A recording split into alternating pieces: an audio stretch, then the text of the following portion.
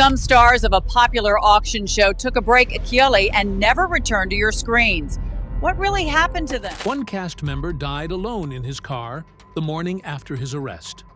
Another relearned how to walk after a stroke, then came back to the same show that fired him. They were all just ordinary auction buyers until Storage Wars ran for 17 seasons and turned them into household names. But fame had a very specific price. Which of these original cast members actually made it out whole? And which ones are still paying the price? Join us as we find out where the Storage Wars stars are now. Brandy Passante and Jared Schultz. Has your business gone up since you've been on the show? It's definitely improved business. I mean, it's nice to not have to advertise because the show does it for you. Brandy Passante and Jared Schultz arrived on Storage Wars in Season 1 as an unmarried couple running a flooring business in Orange County, California. A&E built their dynamic around domestic tension. Jared pushed past their agreed bidding budget, Brandy pushed back, and viewers watched. The formula worked well enough that A&E gave them their own spin-off in 2014, Brandy and Jared, Married to the Job, despite the two never actually being married. However, the fame that came with Season 1 brought problems Brandy hadn't expected. The letters that started arriving weren't from fans asking for autographs. Writers knew where she lived, what she drove, and made clear what they wanted from her. It got bad enough that she packed up and moved her family into a guard-gated community. She later talked about needing therapy just to cope, spending months where she didn't want to step outside her own front door. And while she was still working through that, the relationship was quietly falling apart. By 2018, the couple had separated, but said nothing publicly for nearly 3 years, only confirming the split on the Season 13 premiere in 2021, by which point both were already bidding independently at auctions. Then, in May 2021, things got worse. Jared showed up at a bar in Orange County, where Brandy was with friends. A verbal confrontation turned physical, according to the responding officers. Court records showed he was charged with misdemeanor domestic violence battery. Separate charges, a DUI and resisting arrest, also surfaced from the same county around the same period. He denied making physical contact and pleaded not guilty. His time on Storage Wars ended with Season 13. Brandy's response was a photo of a tattoo on her middle finger that read "Free," alongside a public statement about domestic violence. As for Jared, he had already taken ownership of the Rush Bar and Grill in Lake Forest back in April 2019, moved into a new relationship with Rochelle Beckman, and stepped away from television entirely. Brandy, meanwhile, returned for Season 17 in February 2026 and launched a podcast in July 2025 about life after reality television. Surviving something behind closed doors is one thing. What did Laura find when Dan Dotson's crisis happened in plain sight? Dan and Laura Dotson. Auctioneer Dan Dotson and his wife Laura from Storage Wars are here. All the bid money goes to the charity Puppies Behind Bars. Dan, let's start. Dan and Laura Dotson weren't just Storage Wars regulars. They were the backbone of every single auction across the entire original 14-season run. Dan had built American auctioneers from scratch, over decades in the industry, and Laura worked alongside him as his business partner, calling numbers from the floor and managing operations. Their rapid-fire patter became one of the show's most recognizable elements, alongside StorageAuctions.net, a platform they operated, handling storage unit sales across the United States and Canada. But in October 2014, everything stopped. Dan suffered a double brain aneurysm at home. Laura found him in the middle of it. His speech had broken apart, his eyes had rolled back, and his color had gone from red to a bluish green. Neurologist Dr. M. Asif Taki confirmed that Dan survived largely because there was no severe internal bleeding at the point of discovery. During his hospital stay, Dan told Laura he was quitting smoking and followed through on it. Then, just as the family found its footing again, 2020 brought something worse. Their son Garrett, then 22, was shot in Arizona while visiting his girlfriend. The bullet ruptured his vena cava.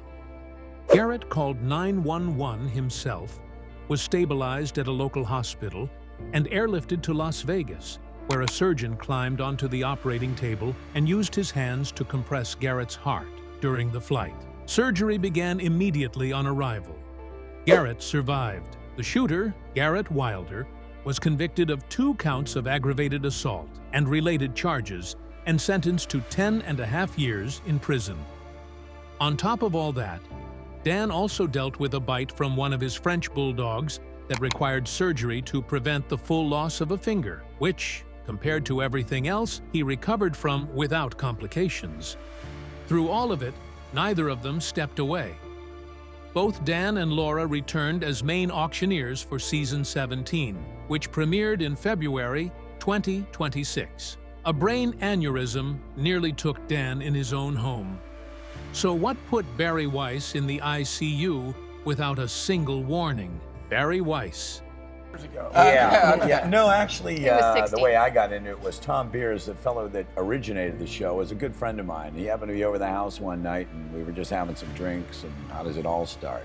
Over some drinks. And he had mentioned that he was doing this show about abandoned storage lockers. Barry Weiss joined Storage Wars in its first season under the nickname The Collector. And from the beginning, it was clear he was operating differently from everyone else on the floor. He was an established antiques enthusiast long before the show existed.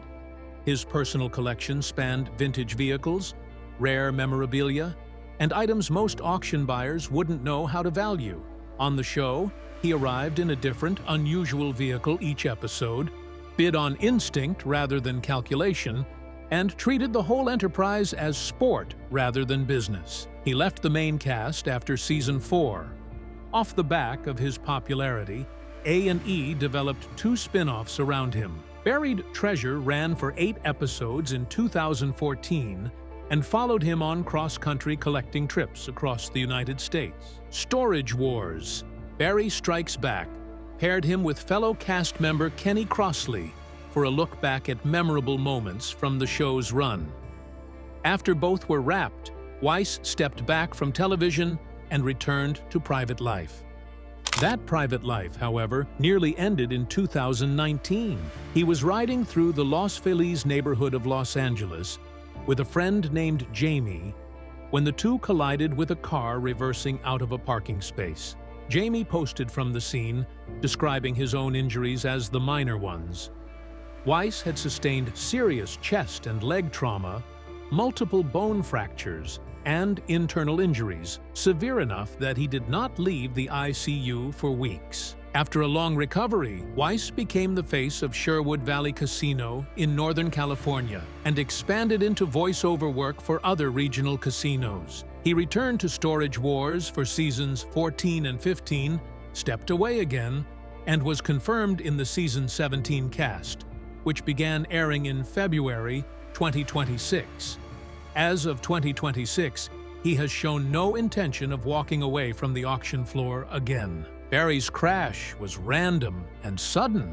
So what exactly did Daryl Sheets find inside a San Diego storage unit in 1988? Daryl Sheets. Because it ended up the guy was a homicide cop and he threatened to have my wife and kids killed, and I was getting a little nervous, so I just took this thing and turned it for, I got a couple $100,000. Daryl Sheets became known on Storage Wars as the Gambler, a buyer who went big, took risks, and occasionally landed something extraordinary.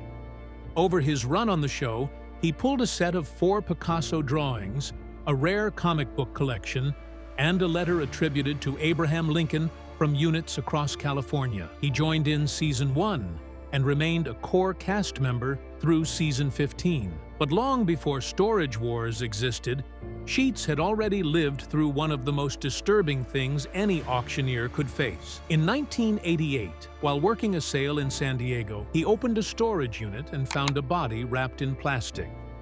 San Diego police told him the woman had been murdered by her husband, that the case involved an occult group, and that the unit was being seized as part of an active investigation. Sheets rarely addressed the incident publicly.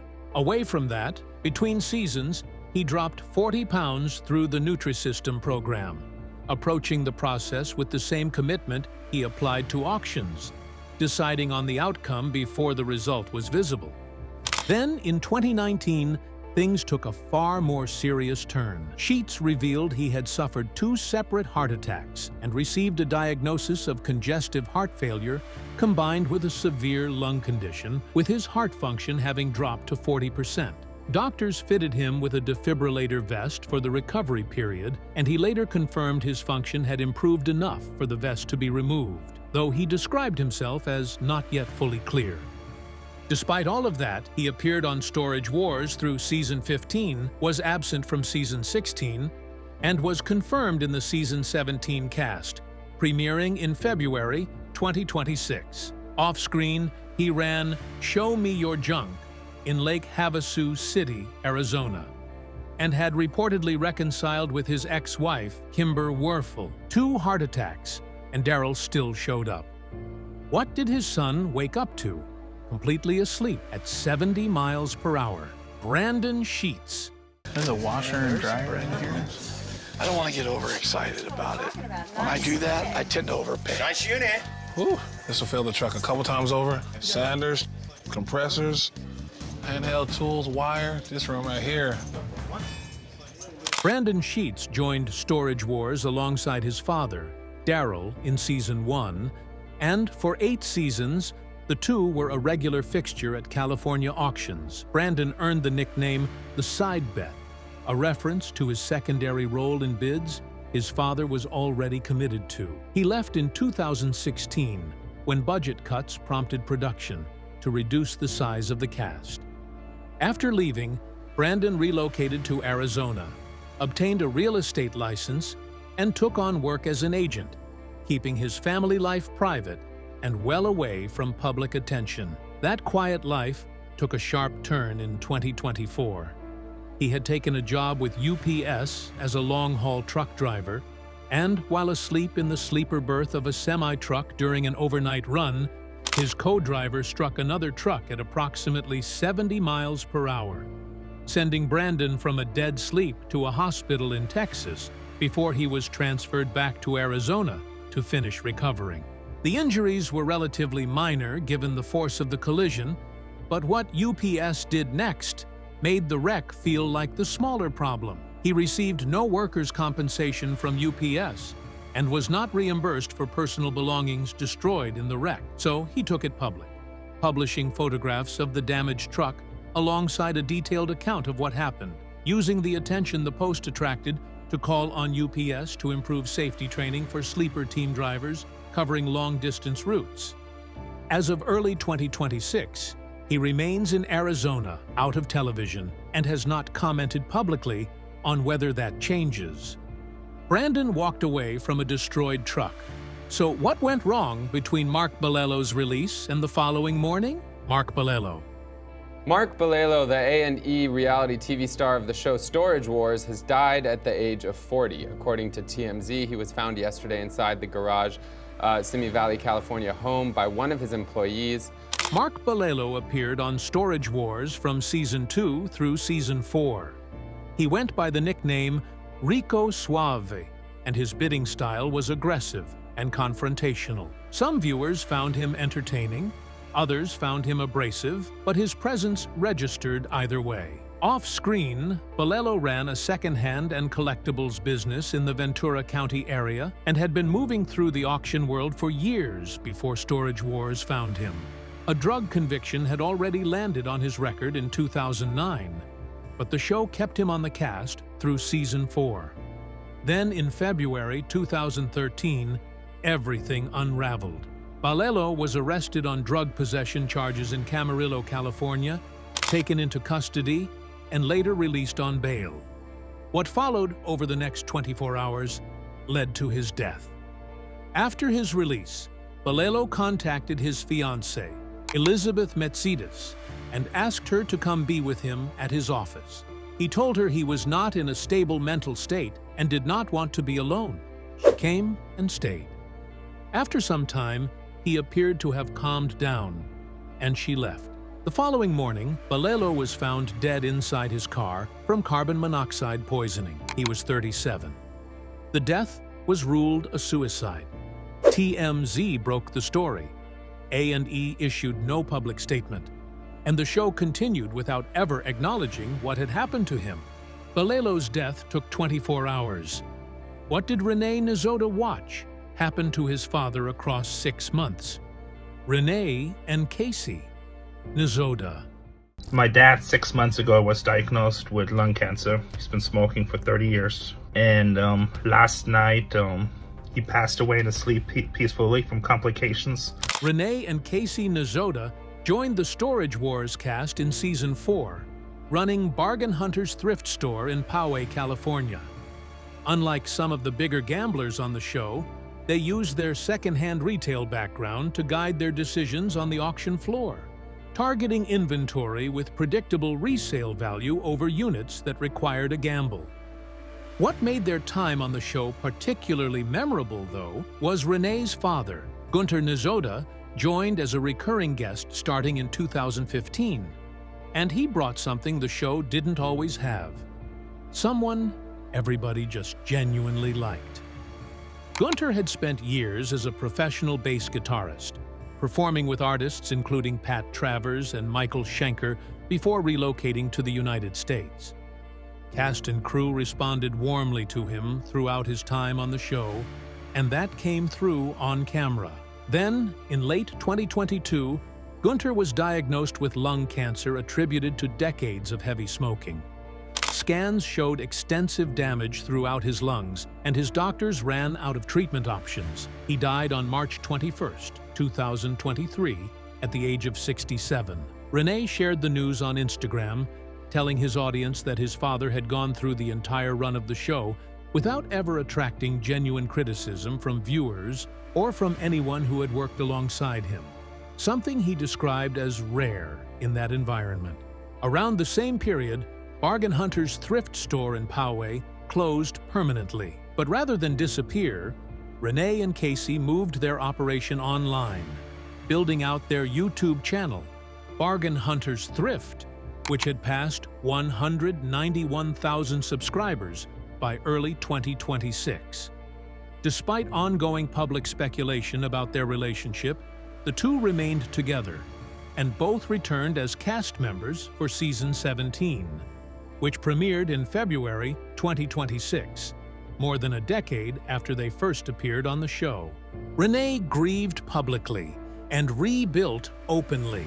So what was Kenny Crossley secretly building while nobody on the show had any idea? Kenny Crossley. Boom, shakalaka. I'm happy with that, bro. You got yourself a deal there, sir.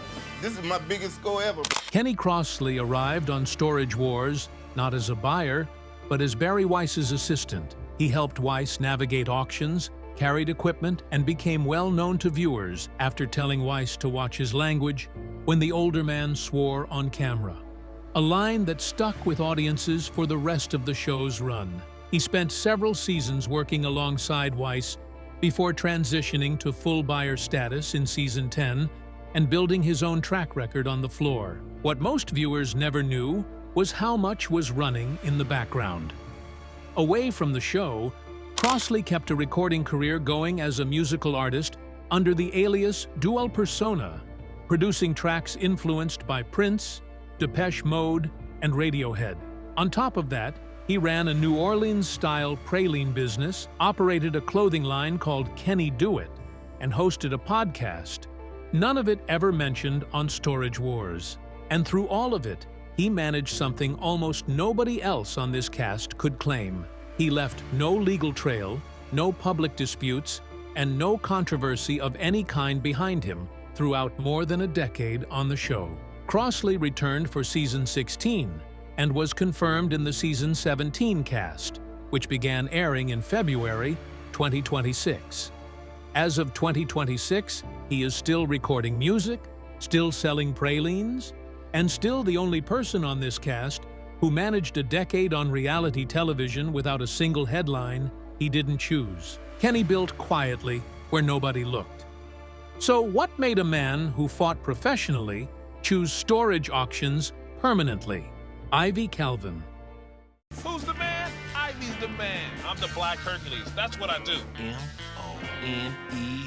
Ivy Calvin came to Storage Wars with a background that few buyers on the show could match. Before the auctions, he had played professional football and competed in MMA fighting. 2 careers built around reading opponents and managing risk under pressure. When both wound down, he redirected into resale and antiques, developing a working knowledge of collectibles that brought him into the storage auction circuit. He joined Storage Wars as a recurring cast member and earned his main cast spot in Season 5, picking up the nickname Yard Sale. On the auction floor, that discipline showed. Calvin focused on tools, household goods, and items with clear and predictable resale value, targeting steady turnover over the kind of high-risk units that sometimes produced nothing at all. Off the floor, he put the show's platform to work. While still on Storage Wars, he opened Grandma's Attic in Palmdale, California, a thrift and antique store that used the profile the show had given him to draw customers through the door. Over time, the storefront stopped running as a daily operation, and Calvin shifted to online sales alongside occasional weekend openings. Through all of it, he kept his personal life exactly where he wanted it, out of the headlines. Calvin remained married to Wendy Calvin and raised their 2 sons, Isaiah and Ivy Jr., away from public attention. Following the show's 2019 hiatus, Calvin returned when Storage Wars was revived in 2021 and continued through Season 16. He was confirmed for Season 17, which began airing in February 2026, with season materials noting that both of his sons joined him on the auction floor that season, the first time either of them had appeared on the show. Ivy stayed because it worked for him. So why did the man who sued the network keep coming back anyway? Dave Hester. A few boxes in here. There's old oak furniture in the back. It's not really what I came out here for, but if it can be bought right, there's a profit in there. Dave Hester was on Storage Wars from the very first episode and became its most recognized antagonist. His drawn-out shout of "Yoop!" during bids was as much a part of the show's identity as the auctions themselves. He had owned Rags to Riches thrift store in Costa Mesa, California, and had spent years in the auction industry before the cameras arrived. Then, in 2012, after 3 seasons, A&E removed him from the show. Hester had filed a complaint through the Los Angeles Superior Court, alleging the production team was planting valuable items inside storage units before auctions, naming a collection of Elvis Presley newspapers and a BMW minicar as specific examples, and paying for bids on behalf of weaker buyers to generate better television. A&E denied the claims. Hester filed a wrongful termination lawsuit seeking $750,000 in damages, and both parties reached a private settlement that returned him to the cast for Season 5. He remained on through Season 11, and then the absences started. In late 2018, Hester suffered a hemorrhagic stroke, with high blood pressure and sleep apnea identified as contributing factors. He spent time in the ICU and months relearning basic physical functions, describing the process publicly as slow and grinding, and missed seasons 13, 14, and 15 in full. But he came back anyway. In 2025, Hester returned for Season 16, keeping a low profile at his first auction back, then removing a plain white hat to reveal a Yoop hat underneath. The reactions from Renee Nazoda, Ivy Calvin, and Brandy Passante, all visible on camera, confirmed that nobody had been told he was coming back. He continued into Season 17, which began airing in February 2026. The only cast member who sued the network, survived a stroke, and walked back onto the floor anyway. Storage Wars never once acknowledged Mark Balelo's death on air. Do they owe it to him now? Or has the window closed for good? And after everything, which of these people do you think reality television actually broke? And which one surprised you most by still being here? Share your thoughts with us in the comments section. Remember to like, share, and subscribe for more. Also, click the next video showing on your screen. You will enjoy it.